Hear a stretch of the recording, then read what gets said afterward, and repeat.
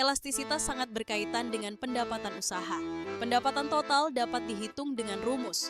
Pendapatan total sama dengan harga dikali jumlah produk yang terjual. Ketika harga berubah, pendapatan total juga bisa berubah. Arah perubahan pendapatan tergantung pada elastisitas permintaan. Jika permintaan elastis, penurunan harga dapat meningkatkan pendapatan total.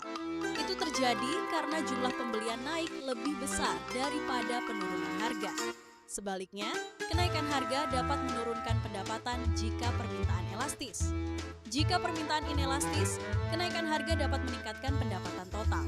Penurunan harga pada permintaan inelastis dapat menurunkan pendapatan total. Contoh sederhana, produk dijual 10.000 dan terjual 100 unit. Pendapatan total 100.000 rupiah. Jika harga diturunkan menjadi 8.000 dan penjualan naik menjadi 150 unit, pendapatan total 1.200.000. Dalam contoh ini, penurunan harga meningkatkan pendapatan karena pembelian naik cukup besar. Namun, jika penjualan hanya naik menjadi 110 unit saat harga 8.000, pendapatan menjadi 50.000. Dalam contoh kedua, penurunan harga justru menurunkan pendapatan. Contoh ini menunjukkan diskon tidak selalu menguntungkan bagi entrepreneur muda. Diskon hanya efektif jika mampu meningkatkan jumlah pembelian cukup besar dan tetap memperhatikan biaya produksi. Pendapatan yang meningkat belum tentu berarti laba meningkat. Laba didapat setelah pendapatan dikurangi biaya. Entrepreneur harus memperhatikan biaya produksi dan margin keuntungan, bukan hanya jumlah terjual. Misalnya, harga 10.000 dan biaya produksi per unit 60.000 menghasilkan laba per unit 64.000. Jika terjual 100 unit, laba kotor menjadi 400.000.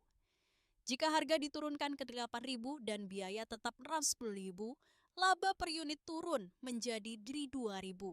Agar laba total tetap sama, penjualan harus meningkat jauh lebih besar. Diskon dapat membuat usaha terlihat ramai, tetapi labanya kecil. Ini sering terjadi pada usaha pemula yang menilai keberhasilan hanya dari peningkatan penjualan. Elastisitas membantu memahami respons konsumen, tetapi keputusan harga harus dikaitkan dengan struktur biaya. Harga terlalu rendah bisa membahayakan keberlanjutan usaha, sementara harga terlalu tinggi dapat menurunkan permintaan. Strategi harga perlu mempertimbangkan respons konsumen, biaya produksi, dan nilai produk. Selain permintaan, ada juga elastisitas penawaran yang menunjukkan perubahan jumlah yang ditawarkan akibat perubahan harga. Jika harga naik dan produsen mudah menambah produksi, penawaran bersifat elastis. Jika produsen sulit menambah produksi karena keterbatasan, penawaran bersifat inelastis. Contoh, usaha minuman sederhana bisa menambah produksi relatif cepat saat permintaan meningkat.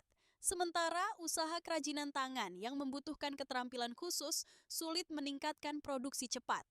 Elastisitas penawaran penting untuk mengelola kapasitas usaha saat permintaan tiba-tiba naik. Pelaku usaha perlu menilai apakah produksi bisa ditambah tanpa menurunkan kualitas atau menghambat pengiriman.